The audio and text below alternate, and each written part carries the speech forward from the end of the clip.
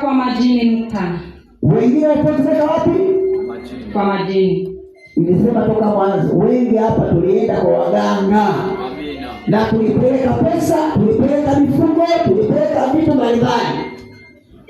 Matokeo yake ukajiunganisha kwenye madhabahu ya shetani. Amina. Ukajiunganisha kwenye madhabahu ya majini. Amina.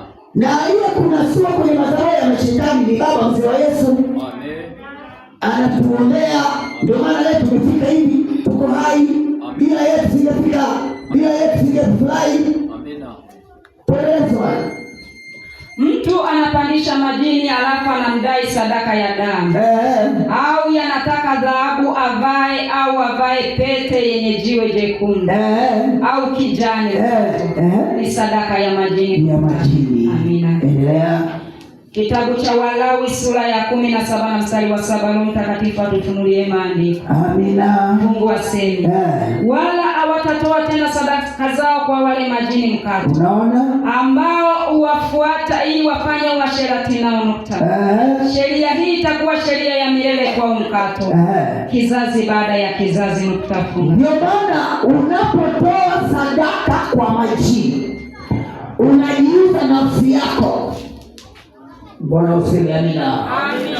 Wengine wanapeleka watoto zao, umeuza nafsi ya watoto wako. Wengine wanaenda wenyewe, umeuza nafsi yako.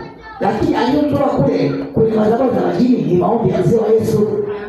Tuna haki tuheshimu madhabahu hii. Na anaposema mzee wa Yesu, anasema Yesu aliye ndani yake. Lazima tutii sauti ile ni ya Yesu. Haleluya kanisa. Endelea msomaji. Hata mapepo pia yanadai sadaka nukta mkato. Unaweza ukawa unamilikiwa na pepo la ngono, kila siku linakupeleka kwenye ukahaba mkato. Ile ni sadaka nukta. Unaona jamani? Amina. Haleluya. Amen. Unaweza ukawa na pepo la ngono kila siku linakupeleka kufanya ukahaba. Ile ni sadaka. Amina.